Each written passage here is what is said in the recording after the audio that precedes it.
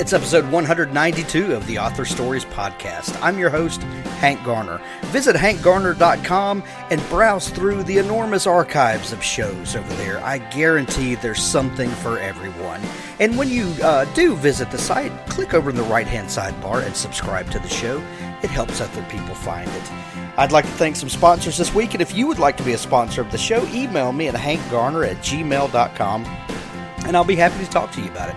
Our first sponsor this week is Dominion Rising, 23 all-new science fiction and epic fantasy novels.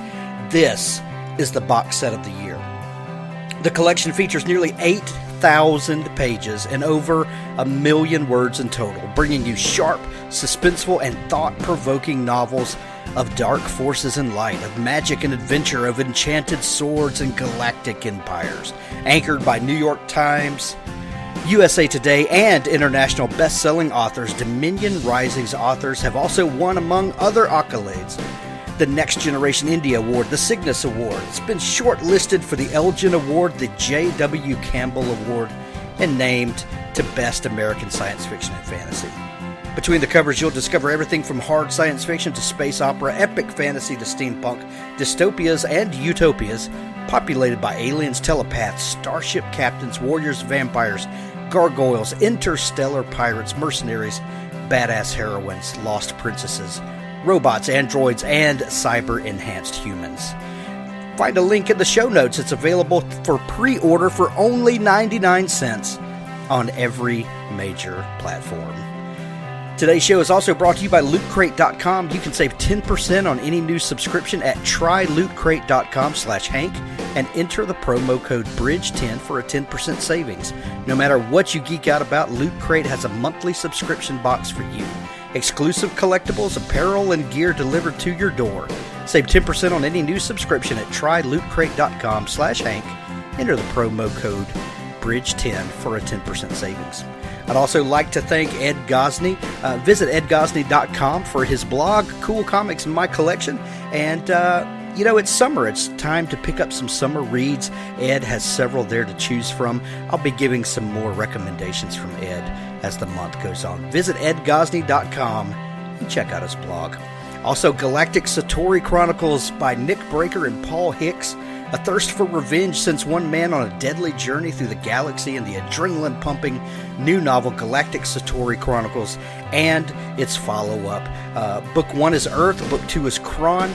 It's a gripping thrill ride guaranteed to please science fiction fans. Some of the best science fiction out there today. Galactic Satori Chronicles, 2 books out so far. Check for the link in the show notes. And as always, stay tuned after the show for a clip from Richard Gleaves from the Jason Crane series. Thank you for listening.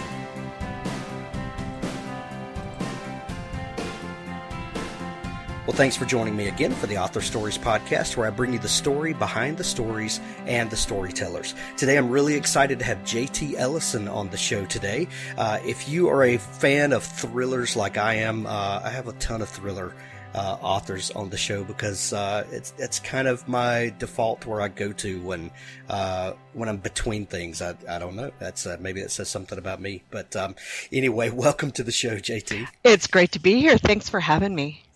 You're so welcome. I begin each show with the same question, and that question is, what is your first memory of wanting to be a writer or a storyteller? Oh, wow.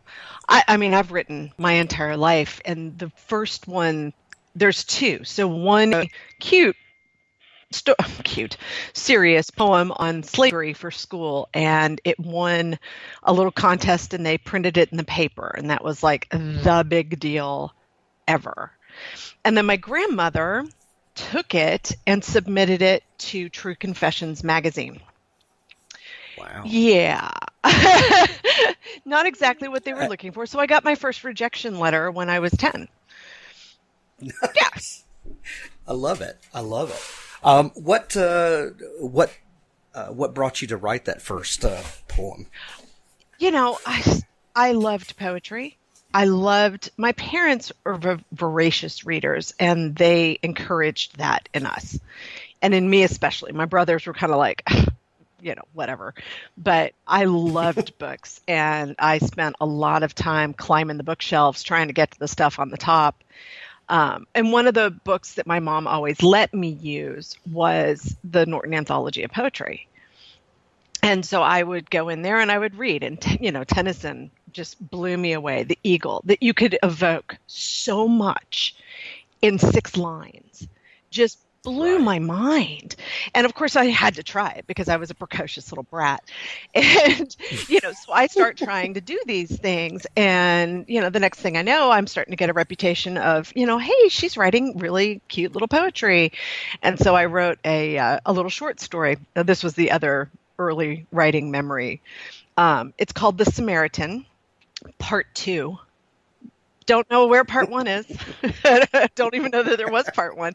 I knew immediately in media res, man. Start in the middle of things. And it was amazing. Basically David Bowie, Starman, and the guy had gone to Mars and had been left behind. So I wrote The Martian when I was a kid. And he was totally left alone. And I actually have it. It's in a little chapbook. I don't know how or why, but somehow it got made into a little chapbook, and it's got felt on the front with little blue flowers, and it's like, okay, that matches Mars. Awesome. So you made the Martian Ziggy Stardust basically. Edition. I love it. That's amazing. Now it's crazy. No, I love that stuff.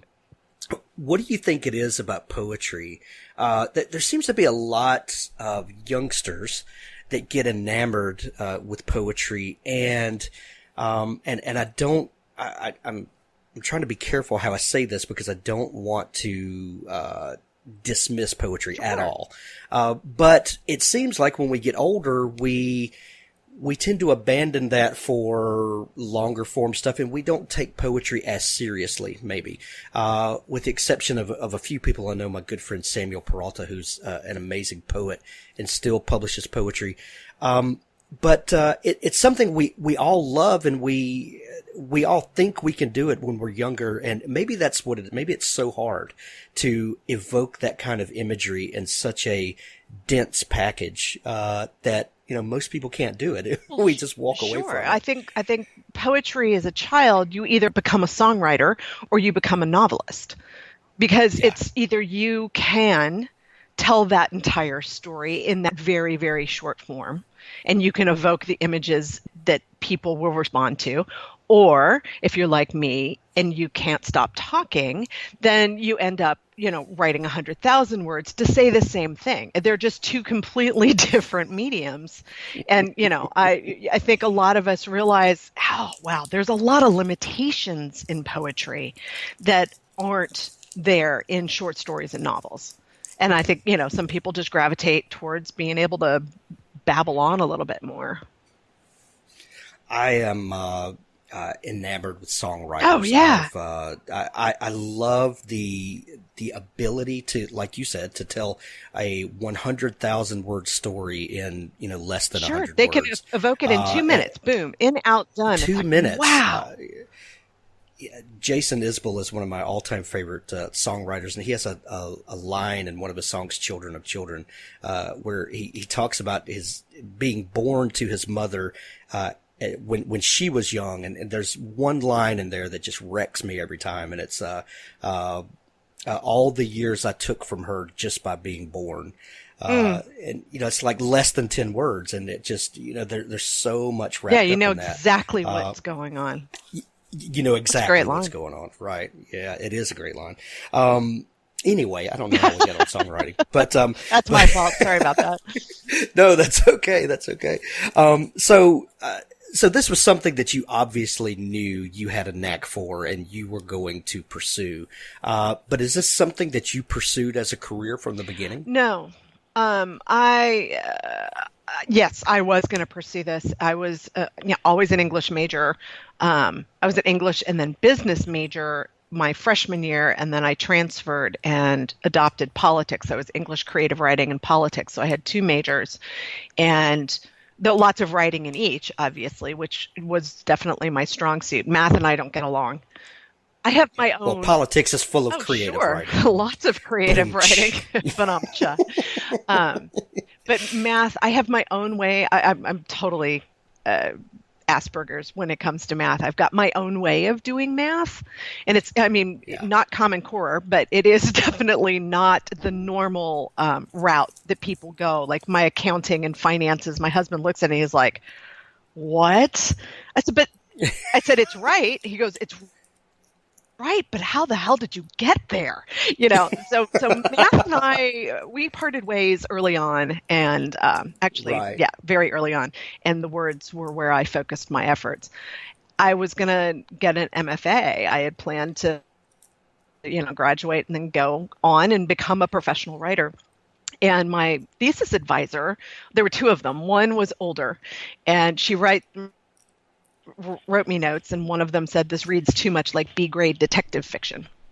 To which I responded, what is wrong with B-grade detective fiction? Right. Oh my God, I can't believe you're going to entertain somebody. That's a terrible thing. And then the other one just flat out said, you're not good enough. You're never going to get published. Oh. So I said, well, fine. And I quit because I believed her. I trusted them. They, they had been guiding me for quite a while, and, they were very clear about that. So I went the politics route, and I lived in DC at the time, so it was kind of a no-brainer. And I worked at the White House, and that was really cool and really fun. And I did a lot of writing. I wrote white papers for Congress for the Office of Science and Technology Policy. And then I moved over to the Department of Commerce, and I did some speech writing and some economic policy writing and that kind of stuff, drafting of legislation language and stuff.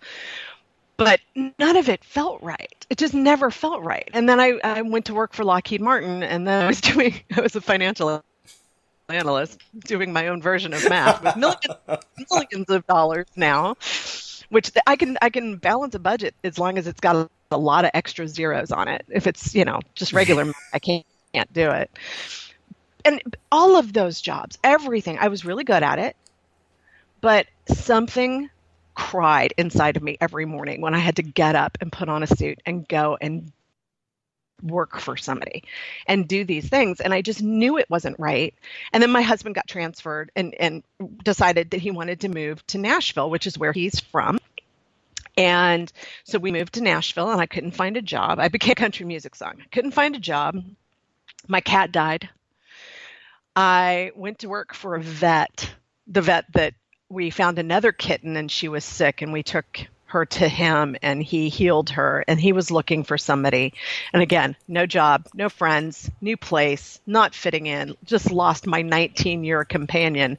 So I take this job as what I thought was going to be front desk at the vet's office, and it wasn't. He wanted me to be a tech. And I was, mopping up my first pile of ick when I went, yeah, no, this is not my bag. This is not what you spent all of those years and all that money getting a degree and a master's degree to do. It's not that I was too good for it. It just wasn't going to be it. So I was going to quit on Friday. And on Wednesday, I picked up a golden retriever and herniated a disc in my back and had to have surgery.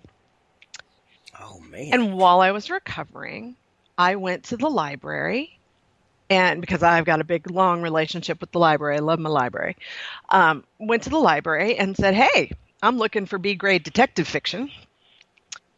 Can you help me? Because that's evidently what I do. Apparently what I do. And right. She said, have you read John Sanford? And I said, no. And so she gave me the first 3 Prey books, and that was it. I knew it. Reading it. This was home. This is where I was supposed to be. And I told my husband, I said, I'm going to try to write a book. And he kind of looked at me like, yeah, okay. I know you want to write. He did not dismiss it. It took him aback a little bit. It's like, we're going to be a one-income family for a while. And he embraced that and said, try. And so I did. And Taylor Jackson was born on Interstate 40, driving down to do rehab on my back. And it grew from there. And I knew I wanted, it was Lucas Davenport really affected me. And I loved how his popularity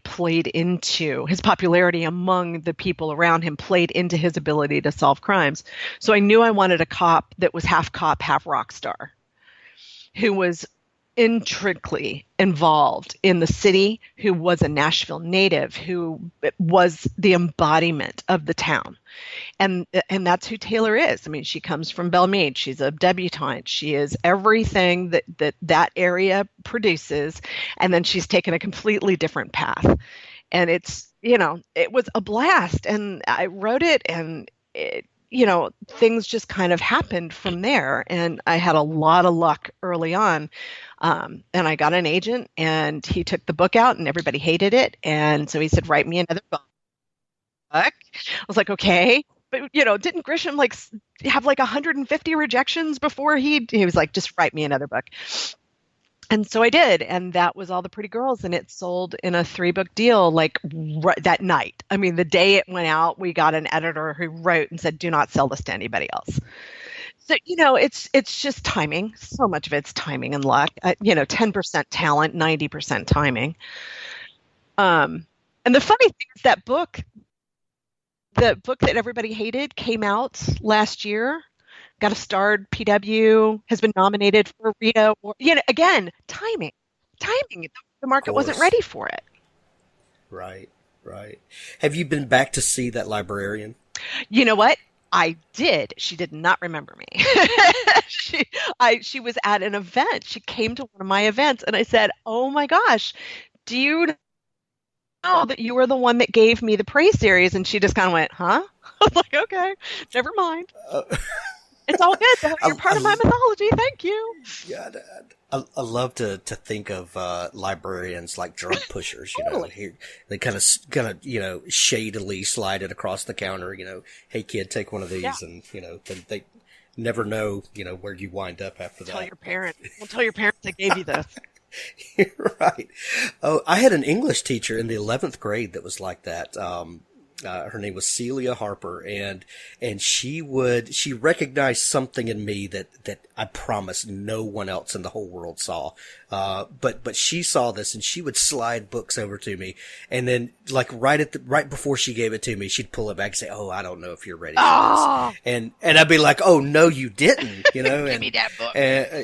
Yeah, and. Oh man, I'll tell you what, if it were not for her, I don't know where I'd be today, but, it's so funny, those people, and she's since passed away, but, I guarantee she never thought that interaction would have bred something in me. It's so cool the way, things happen seemingly by happenstance, and then, this whole other life comes out of it. Well, but, what bothers me is my whole mythology is built on this woman who said you're not good enough. But before that, every English teacher that I had was like, you are a gift. Here are books. Here is extra credit. Here, write this essay. I'm giving you 120 on this test because you went above and beyond. Everybody leading up to that shaped me and created me, and the librarians in Colorado who let me take out extra books because I read them so quickly. And, they all nurtured me along, but it's that one voice, that one woman who said you weren't good enough that tore the whole thing away from me. And it makes me mad that I don't often talk about the people who got me there, and I only talk about the one who impeded me. You know what I mean? Yeah, but isn't that the negative emotions and the negative interactions are the ones that just drive us You can crazy? Have 500 5-star reviews, but it's the 1-star review that you stew over. Exactly. It doesn't matter that 500 people loved it. It's the one person that you didn't reach. You've fallen down. You've shame. Exactly. Toll the bell. Walk naked down the street. Shame. Oh, it's so crazy. So you wrote that first book with Taylor Jackson, and nobody wanted it at the time. But you got an agent, so the agent saw that there's potential here, and he knew that you were onto something. When he told you to write that second book, did did Taylor make an appearance in that book Yes. as well? So what was it that, even though the first book wasn't timed well, I think we can all agree to, like you said, timing and luck there. But what was it about this character that you knew, even though the world wasn't ready for that first book, but this character was going to stick with you? Because she was the embodiment of my own hero complex. You know, when you're driving down the street and you see a car accident, car bursts into flames, what are you going to do? I mean, you're going to maybe stop and call somebody. Taylor will rush into the car and pull the person out and all of that. And that's, those fantasies that you can have. I don't know if anybody but writers have these weird, oh my gosh, that car has veered off and it's gone into a tree and I'm going to stop and save them. It's your overactive imagination. But she is everything that I wish I could be. I am not the heroic person. I am not the fearless leader at all. So by writing her, I was able to, experience some of the things that I wanted to be. And, I knew that there was a lot left to do. That first book was not it. It just wasn't it. And the next one was much darker, much more vicious. I found more of a voice. But I had decided to build a series, and my agent said, this is a franchise character. This is a franchise character, and it belongs at a major publishing house. And I know you can do this. And he's believed in me. I mean, from day one, he's just absolutely fantastic. We've been together. We just had our 10-year anniversary. I sent him a little note. And he's like, I can't believe you remembered that. I'm like, my day one reminder reminded me. Here it is. Look, Scott Miller signed you today. 10 years ago today, Scott Miller signed you. I'm like, but yeah, it's, there's a lot of his influence in that as well. He has a really good sense of crime fiction and a sense of character. Plus, I think we were aching for some more really strong females. There weren't a lot. We had Patricia Cornwell was doing it, Alex Cava was doing it, Erica Spindler, and Tess Gerritsen, and Karen Slaughter, and there was room. There was room in the market for a really kick butt chick who takes no prisoners, and that's who Taylor is. I mean, you don't mess with her; she'll shoot you. And you like her. You want to sit down and have a beer with her.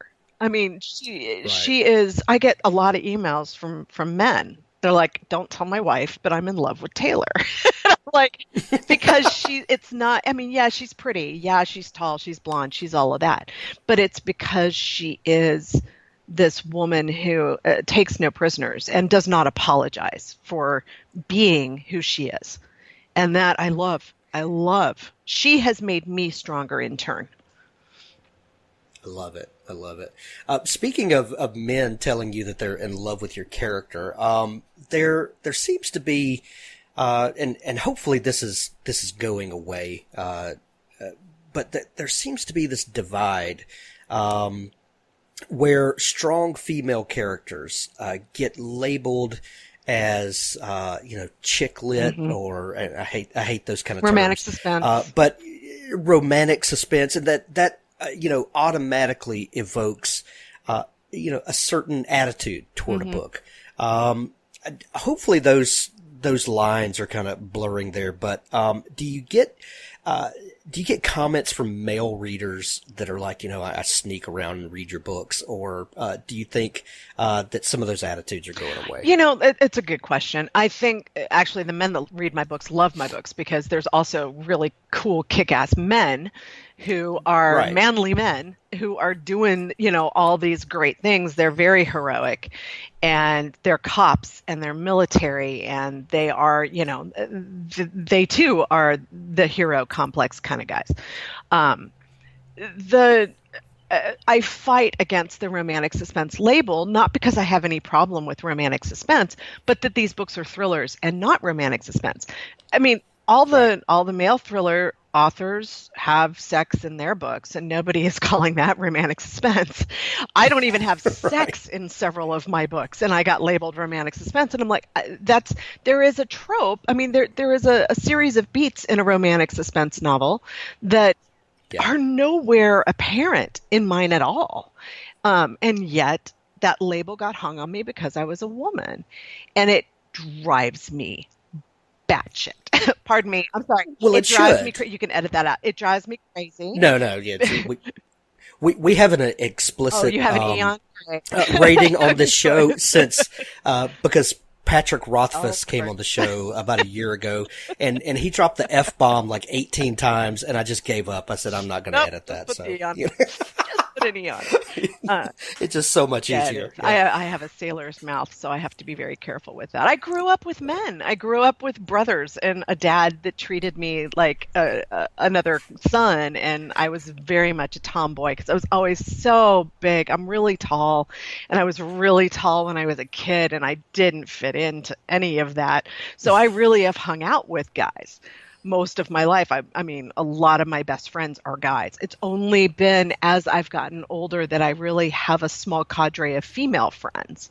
I've always had girlfriends, but none, it was all lone kind of relationships. Now I actually have a group of women who I rely on and think are great, but I still have a huge cadre of men as well. And it's, I think that shows up in your writing because people still think I'm a guy. There's still people that think JT Ellison is a man. I still get people writing and asking for blurbs, Mr. Ellison. I'm like, no, because you didn't even bother going to my website to see that I was a woman. Strike one. Good grief. As far as, that was a very long, circuitous, let's get back to the question at hand. The idea that if you're a woman, you can't write a thriller, and if you're a man, you can't write a romance. I mean, these labels, they're ridiculous. And they need to go away. And, it's one of those things that I've silently crusaded against for a very long time. Taylor is not your typical female cop lead either. So many of, and the men do this, the women do this. We victimize our heroines. They have to be born in blood. They can't be strong women because they are strong women. They have to have this reason for being, reason for becoming. And I think that's such a deep-seated cultural issue that's been, dealt with for a very long time. There's no femininity in being able to kill a man. That's very threatening. So there has to be a reason why a woman could be bloodthirsty. And that's just it's just something I've battled against. Taylor is who she is because she's an incredibly strong woman who just doesn't take crap from anybody. She doesn't have a sister who was murdered or a brother who was kidnapped or any of that, Her dad's a white collar criminal and she finds that abhorrent. But other than that, Right. Well, I have 3 daughters, and they will read things because there's books everywhere in our house. But they'll read things, and especially my youngest daughter, she's 16. She'll walk by, and I can tell when she's hit one of those, and she just rolls her eyes, and she'll throw the book back over on the shelf. She's like, "I'm not reading that crap," and because they're beautiful and they're very girly girls and they take no crap from anybody. I like them already. I love it. So I love when they see those tropes and stereotypes and they're just like, really, I do not know anybody in the world that's like this, So, and I hope that authors are becoming more bold to break out of those molds and stereotypes and those tropes. The story beats that you talked about, because we're all so much better off by having these stories like you tell and characters like you create. Absolutely. I agree. I interviewed Jacqueline Woodson last summer, and I asked her about, the issue of diversity and the issue of the voice and everybody, and she said, the bodega doors are open.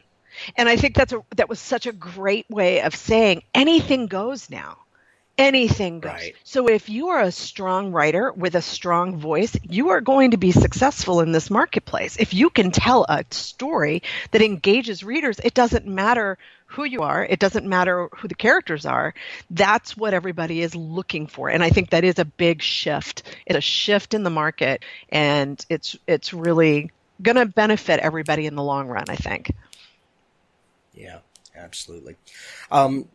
Let's get back just a minute ago to those first two books that you wrote, because the first one, shopped it didn't get bought, but your agent said, write me another. As a writer, how did you deal with the encouragement from your agent, who knew that the two of you were onto something, and balance that with the rejection of not selling that first book? Writers are these weird people that get rejected and then, pull themselves up by their bootstraps and pretend that we could just go do it all over again. And the next time, someone will love it. And I guess if you don't have that idea, you'll never get out of bed and do anything. But, as the writer who's lived this, kind of what was your thought process during then? The term rage against the machine. I was not happy. I was not at all happy because, your ego, I think there are a couple of personality types who think they're godlike. Neurosurgeons, brain surgeons, heart surgeons, and writers.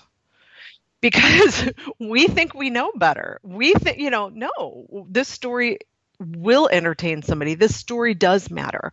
And I'm going to keep pushing and pushing and pushing until somebody agrees with that. And that's, that kind of persistence and perseverance is the only way to succeed. It's the only way to succeed in life, but it's really the only way to succeed as an artist, is to just be able to say, you know what, you're wrong. And I'm going to prove to you you're wrong.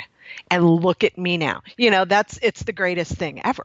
To be able to do that, it does take a certain kind of personality. I read my reviews. I read the good and I read the bad, because I believe if you believe the good, you have to believe the bad, and vice versa. He tells me when we get a rejection, and it's not like that was the only rejection we've ever gotten. I mean, I've been in this business. I've written 19 novels now, and I have seen some serious rejection. No One Knows went out, got rejected all over town. We rewrote it and rewrote it. I rewrote that book 18 times before it got picked up. It's just, there's something in the artistic mindset, it's insanity probably, that makes you believe that what you have is worth something, and it's worth other people doing it, or else nobody would ever do this, because it is a cruel, mean, cold world out there. And especially now when everybody has a mouthpiece, and everybody has a microphone, and everybody has a blog and a Twitter account. I mean, you can really get savaged, and you have to be pretty confident in yourself and believe in your art. And that's, it's one of the things I tell new writers. If you don't believe in this, nobody else will either. Right. What do you think you learned as a storyteller between those two books? One that was, quote, not successful, and then one that was, even though we know that first book went on to be successful. But what do you think you learned about the art of storytelling that made the second book different? Well, it's something that I should have listened to from my 8-year-old self, in media res. The reason that worked is the series, the way that book opens, All the Pretty Girls is what we're talking about. The way that book opens is things are already happening. It's already going. There's no lengthy introduction. And that's, I think, one of the things that storytellers need to be careful about, especially when you're starting a series, especially when you're starting a book, is spending all this time with what I call throat clearing, introducing everybody, setting the stage. You don't have to do that. You can just jump right in and trust that your readers are smart enough to follow along. Readers are a lot smarter than people give them credit for. They don't need every beat explained. They have imaginations. You can say that she's tall, blonde, gray-eyed. Everybody's going to come up with their own version of that. You don't have to go into nitty-gritty specifics, standing, looking in the mirror. I've got a line to the left of my eye, all of that kind of stuff. So that was the difference. And when I went back and rewrote that book that came out, there was look, I'm manifesting it. There was a lot of throat clearing. I just got off a really nasty bug. So I still am getting hoarse every once in a while. But it's this idea that, you can just start the story where the story starts instead of having to tell everybody all the things that are happening that leads to the story. That I think was the huge difference between the two. And by not telling all that stuff in the beginning, you can use those details later in the book, and it becomes a reveal. And there's a lot better ways you can employ those, like I called it my 80,000 words of backstory. It was my 80,000 words of backstory. I stole from it shamelessly. I never thought it was going to be published. So I stole from it. I stole character traits. I stole scenes. I stole lines. And when it was time to, I was like, oh, wow, I'm going to have to rewrite this. I actually had to give it to a couple of people who are familiar with the series, really familiar, big fans. And I had them read it and mark the places that they recognized. And there was a lot. It wasn't a ton. There was a lot, though. And I missed one, and somebody complained about it. I'm like, I did my best. I'm sorry. I don't know what book that's in, but I'm sure it did happen. Oh, wow. What is the first Taylor book that was published? All the Pretty Girls. All the Pretty Girls. So when that came out, and first when it got bought and you go through the editing process with your new publisher and all of that, when it finally saw the light of day, did it find an audience pretty quickly? It seemed to, yeah. Like I said, the market was ready for that kind of book, and it was really a hot genre at the time, these kind of dark serial killer novels. Plus it was Nashville, so nobody was really doing it. There were a few writers that had written those kinds of stories, Steve Womack and Cecilia Tichy. But for the most part, it was new, and my publisher put a lot behind it, and we were, really pleased with it. I was part of a consortium of writers called Killer Year. We all banded together. We were all debuts in 2007. We knew that most of us were coming out in mass market, as was very common back then. And we knew that we were not going to get a lot of attention for our books because review space for mass markets was shrinking.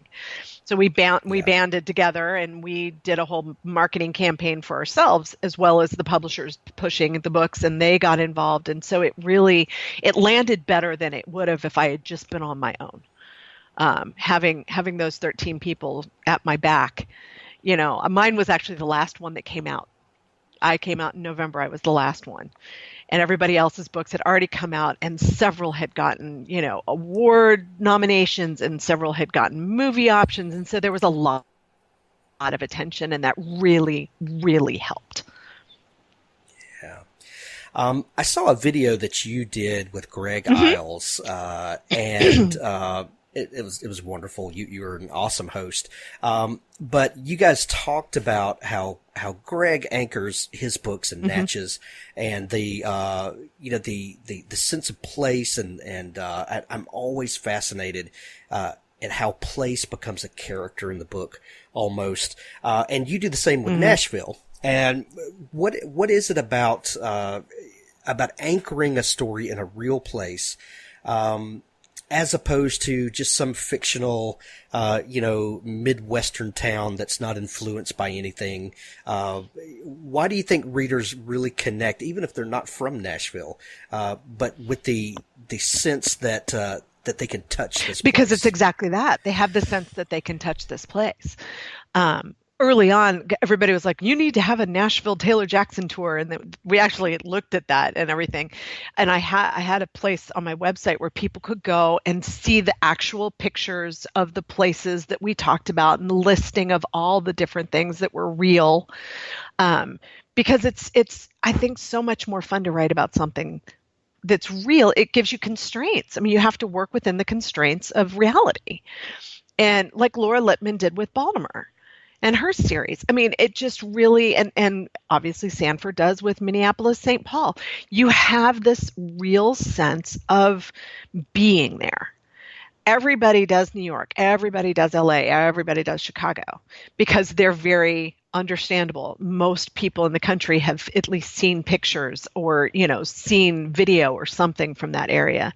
The smaller metropolitans are, not as familiar, but they still have all the elements of the big city. So you get that intimacy with the setting, and the setting becomes a character and becomes a part of the series in a way that it wouldn't otherwise. At least is my feeling on it. Yeah. I agree with you. And all of the stories I write are set in Mississippi because that's where I'm from. And there's an interesting thing that happens because when you live somewhere and when you're from somewhere, there's a lot of inside jokes where we kind of make fun of ourselves that we would never allow someone else to say things about us, or kind of, are there ever any cases like that where you may put something in and say, I'm going to take that out because people not from here won't understand that, and they'll interpret this negatively when really it's a term of endearment? Oh, sure. When I first started, it was, she's driving down this street and she's driving down this street. Now she's driving down this street. And, and my dad, who was one of my first readers and is a great, great reader and a really big help, said, you really need to take out the superfluous bullshit. And I'm like, what do you mean? He said, nobody cares. I mean, nobody can only keep in that kind of stuff that people care about. That, so like in All the Pretty Girls, there is an accident at the beginning at the entrance to Belmead. And there are these two life-size bronzes of a stallion or a mare and her colt. And it's just one of those things. Everybody knows when you see those pictures, that's Belmead. But anybody outside of Nashville doesn't know that. So do you keep it in? Do you take it out? Does it matter? And I decided early on, despite my dad's advice, that I wanted to have a little more of the city in it. That I really wanted the people who lived here. It's my love letter to Nashville in a lot of ways. And a lot of the issues that the cops have are real issues that our cops were having at the time. We had a lot of political upheaval. Our chief of police changed. We had a bad chief of police. Then we had a good chief of police. All of that stuff made it in. And it all affected Taylor the way it affected the homicide detectives who were actually here and working the homicides. And a lot of the cases, a lot of the sidebar, just little offhand comments about things are real. And I think that lends a verisimilitude to the story for both the people who live in Nashville and the people outside of it who can sense that that's real stuff. Again, the readers are a lot smarter than people give them credit for. Sure. You mentioned that first book launch, you had to do a lot of marketing for yourself.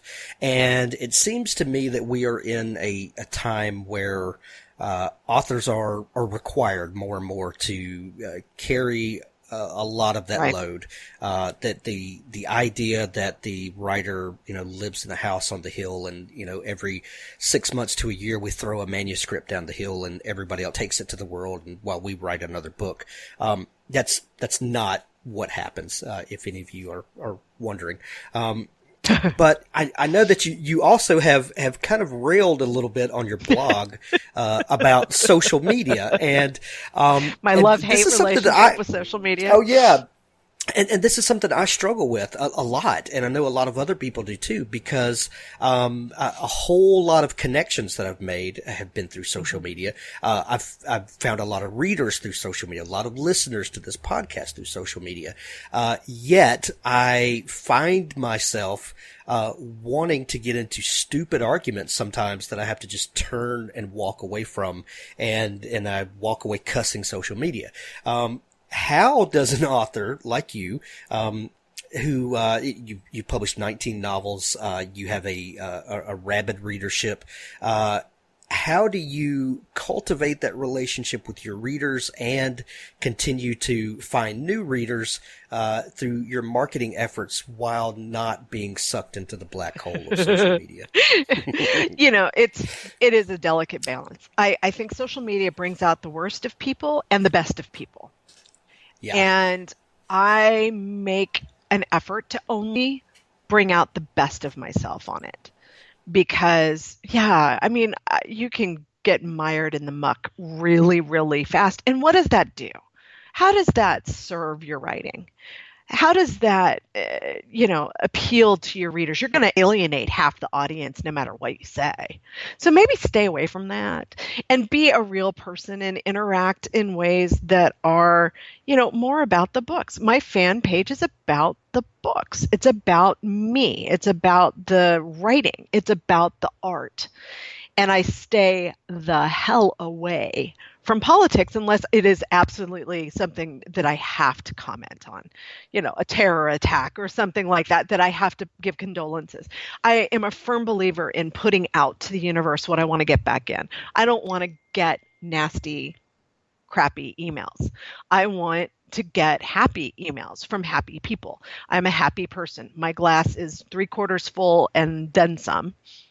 And I just don't like having to deal with all this. I got out of politics for a reason. I left because you wanted to be a sane person. I left DC for a reason, and I don't want to go back. And if I wanted to go back, I would go back. And people try to engage me all the time because they're like, you of all people should comment on this. And I'm like, I will sit down with a glass of wine and talk to you all night long, but I am not doing it on my Facebook page. It's not going to happen. Yeah, there's just too many ways to upset each other, and I'm not into upsetting each other. I want to provoke you. I want to poke you. I want to give you things to think about in my work, through my work. And what that is not how everybody thinks about it, and whatever works for you. But that's how I approach it. And I really do dig interacting with my readers because we have a Friday book club. If you go on my fan page right now, I ask, what are you reading today? And everybody chimes in with what they're reading. And we have literally, relationships that have formed in this. I have people that I talk to there every day. I don't know them. I've never met them, but I love them to pieces. They're there for me. So I need to be there for them. And, it is a love-hate relationship with social media because I think it kills the creative spirit, but it doesn't have to. I know I sound like a Pollyanna, but if you're positive and if you're upbeat and you find the best in every situation, that will work to your advantage down the road. I'm totally a Pollyanna when it comes to this stuff. If you've ever seen my Instagram account, it's just affirmation, affirmation, affirmation, because I don't think we get enough of it. I certainly don't get enough of it. And I need it. I mean, every post that I post is something that I need to be reminded of. It's something that I need to hear that day. And, I just firmly believe that if I'm going to do it, I'm going to do it under my terms, which is I'm going to spread as much hope and light and love as I can, because I think love is what will solve all of this. I know.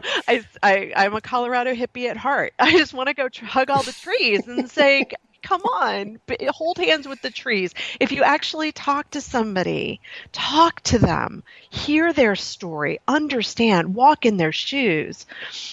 And I take that and I put that into my work.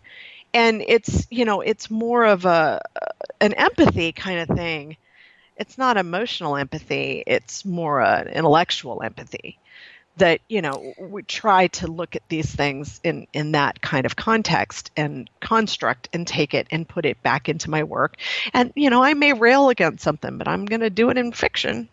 I'm not going to do it out there for y'all to see. Right. I mean, I think my status is pretty well established. Just go look at Taylor Jackson. You know exactly what I'm thinking about the world. Look at Samantha Owens. You know exactly what I'm thinking about the world. Look at Aubrey, and no one knows. I mean, you get where I stand on mental illness. I mean, all of my views are in my work. Right. You've also co-written several books with Katherine Coulter. How did that relationship come about, and how do you approach those projects differently than your Taylor Jackson books? Very differently, because she's the boss. She's the brand. She's the boss. Her name is the big one on the book. So it's what she wants versus what I want. So it is a completely different intellectual exercise when you approach the page. I thought when I signed up for this, so she was looking for a co-writer, and she had a whole new series idea that she wanted to do, a Brit in the FBI. And she talked to her agent, and he said, well, we'll find somebody in-house for you. And she said, oh, no. You don't know Katherine Coulter.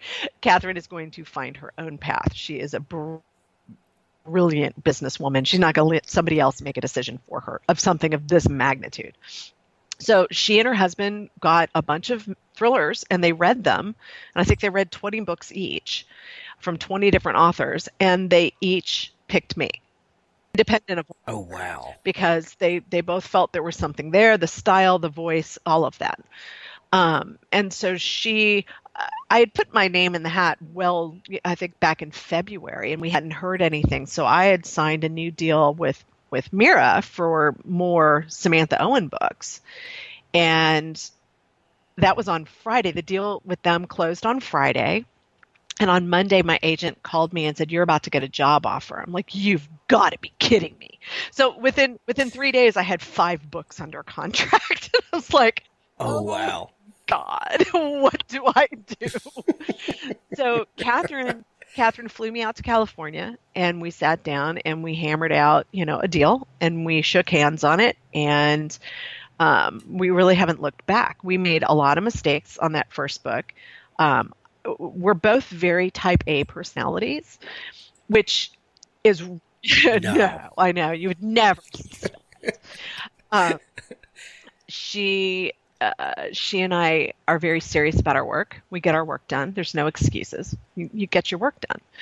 And that is a really big boon. If you're ever going to co-write with somebody, you need somebody who has a similar personality type, because if she was a type A and I was a type B, that would never work. If I was just like, oh, deadline, whatever. The art comes first. That wouldn't work for her. And so that's worked really well for us personality-wise. And, we are on the 5th book now. We've learned a lot about our process. I can get the books about 80% of the way there, and then she has to take it over and really get it into her own voice. We come from very different generations, very different backgrounds, very different worlds. And so my vocabulary is not her vocabulary, which is something it took us a few books to figure out. She's also an extrovert, and I'm an introvert. Her books are heavily dialogue. Mine are heavily introspection. And, we always have this kind of argument. She wants them to jump off the building. And I'm like, but can't they at least think about the futility of life on the way down? And that's very much our writing. Yes. Our writing styles and our personalities are very, very, So it's finding this merger of the two. And she's incredible. She's incredibly collaborative. She gives me a lot of freedom. I think I've got the best co-writing gig in the world because she gives me a lot of freedom with the creativity. We plan everything. We outline everything. We discuss it to no end. We know the backstories of all the characters and all of that. But then she sets me free and says, if you want me to look at the rough draft of that chapter, send it along. If you don't. It's up to you. And that's the kind of freedom that I don't think a lot of co-writers have. Yeah, we trust. Well, and it sounds like that that the product that you come up with, and I mean product as in this is her times you. It's not a book that you write that she layers things over, but it sounds like it's a mixture of the two of you that produces something entirely new. It's new, but it's her voice. It's entirely new, but it's her awesome. voice. So that's kind of the magic of the end of it. When, I've drafted the entire book and I send it to her, and then she goes through and she rewrites, and she takes those little words that she wouldn't use and she makes them into words that she would use. And it's a little more work on her end, but again, with the personality types, I don't think she would be happy of just taking a manuscript that somebody else wrote, putting her name on it, and putting it out. That would feel fraudulent to her, I think.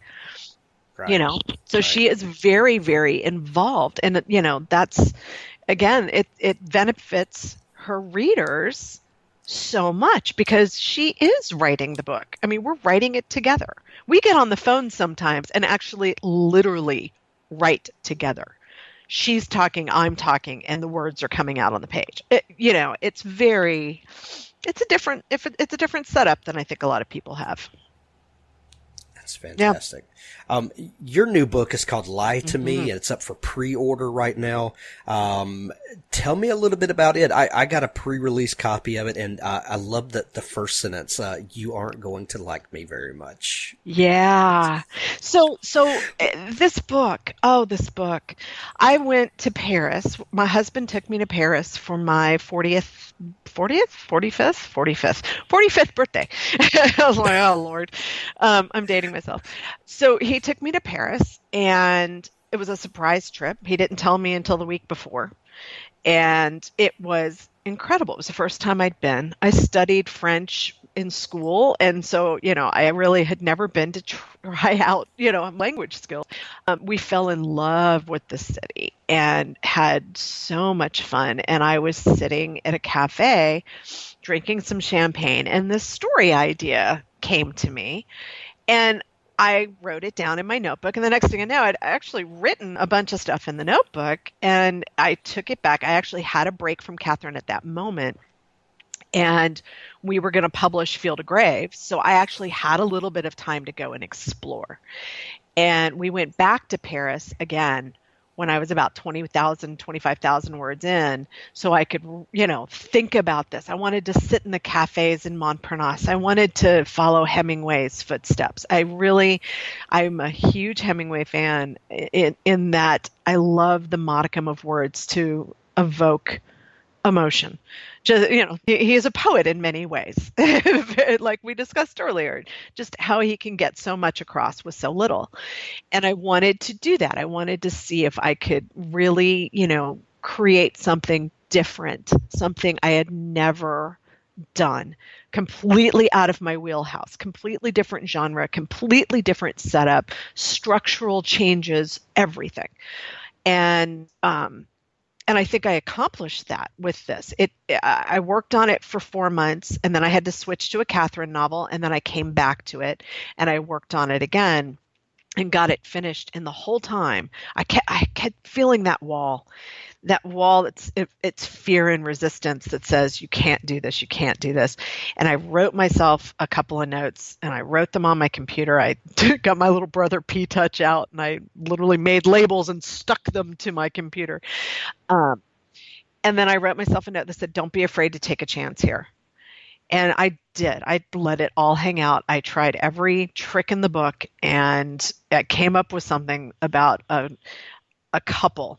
They are both writers. They have an incredible love affair, and then their son dies, and it all falls apart for them. And there is so little you can say about this book without completely ruining it. And I don't want to do that for people.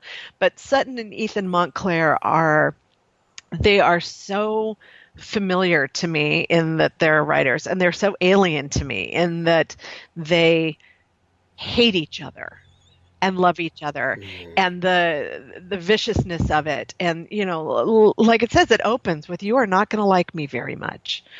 And that is very true of that character. And it's just one of those things that, sometimes you've got to write unlikable characters. And that's not something I'd ever done before. So it was fun. It's a fun book. I'm probably a quarter of the way through it, and it is, it's one of those that kind of hits you in the gut from the beginning. And I love that about it. But sometimes you need to put characters in the darkness so that you can, so that you can watch them find the light. That's a great way of putting it. And they are in the darkness. I mean, the darkness has come for them in ways that, I hope to God it never comes for me like that. Right. The book is called Lie to Me. It's up for pre-order right now. JT Ellison, this has been so much fun to talk to you. I know that you are Thriller Chick on Twitter. Where can people find you at your website and to kind of get plugged in to follow along with what you're doing? JTEllison.com. And my Facebook is JT Ellison 14, so facebook.com/JT Ellison 14. And we are, I have fun with this. I have fun. The social media is fun. I do what I like and I leave what I don't. So, it's going to be happy and joy and light and a lot of creativity talk and a lot of talk about real talk about being a writer. I do almost a daily just snippet blog of here's what I did today. Here's how I accomplished my goals. Here's how I didn't accomplish my goals. And I'm really honest about it because I think honesty is, transparency in writing. It's such a magical thing. And people don't realize that, there's actual work and thought, that goes into this. And I like to share that with people. So come and join the fun. It's a cool place to be. Excellent. JT, it's been a lot of fun. Thank you for coming. Thank you, Hank. You're awesome. I really enjoyed this. Stay tuned now for a clip from the Jason Crane series by Richard Glebes. There's a link to the entire series in the show notes. As always, tune in every Tuesday and Friday for new episodes of the Author Stories podcast. Find all of the archives at hankgarner.com. Now on to our clip from the Jason Crane series by Richard Glebes. They sat in silence, leaning on Spook Rock. It pulsed against his back, in rhythm with his heart. He fought an urge to press his palms to it and steal its mysteries. Kate took her hand away. This fundraiser for my father's campaign, was it your idea? No, I didn't think so. You need to watch out. For what? She stood and paced, hands in pockets, avoiding his eyes. Right now, you're a free agent. Nobody knows what you can do except me and Joey. That's rare. You've got space to find your own path, without everybody watching you or controlling you. How many of them, us, are there? A few handfuls of families. We used to be all over, but we're kind of dying out. The secrecy issue makes it hard for us to find each other, hard to find people to marry and the like. So we congregate in a few obvious places. Salem, Sleepy Hollow. Transylvania? Don't be stupid. There's no monsters, just people. And ghosts. Ghosts are people. They were. She held her arms out. That's all there is. People in the spirit world. And places in between. Magic places, haunted places. Like this. We gravitate to towns where we can stick together. It sounds nice. It can be smothering. We have factions. Not all of us want to get by in peace. Some of us, my father is one, say we need to be more aggressive. Increase our numbers. Take charge of things. Politics, finance. Fix the world. People listen. They think they're special. They don't call themselves the gifted. They call themselves the appointed. As if God singled them out to rule. My dad's a good man. He just thinks he knows what's best for everybody. And you'll be meeting his crowd. At the fundraiser. It will be mixed, mostly normals, but I'll point out the dangerous ones. My father employs a man named Mather. You can't miss him. He has purple eyes. Mather is like this rock. He'll be able to sense you. If you want to stay a free agent, you'll need to avoid him. Or else what? They'll want to recruit me? You're Ichabod's descendant. Ichabod was attacked and survived, a potential founder. They're already watching you. I'm no good to anyone. You don't believe that. Neither do I. She knelt and pushed the hair out of his eyes. What am I going to do with you, Jason Crane? Love me, he thought. He felt himself lean forward. They would kiss here in this sacred place, beneath the stars. Stars? Stars? What time is it? Jason jumped to his feet. "We need to go." "Why?" A firefly swept the air, flared yellow-green, and died. "What's wrong?" She followed his gaze and gasped. Fireflies swam in every dark crevasse. Faces coalesced where the lights hovered. Faces of crones and young boys and stern men. Emaciated, hale, wounded, vacant, menacing, piteous. Bodies took form. Military uniforms, bonnets, black lace, crepe, shrouds, winding sheets. Sleepy Hollow Cemetery had disgorged its dead, and that grand army of spirits now made camp at Spook Rock to await orders from their leader. A laugh chopped the wood of the forest. Jason had heard that laugh before. He squeezed Kate's hand. "Run,"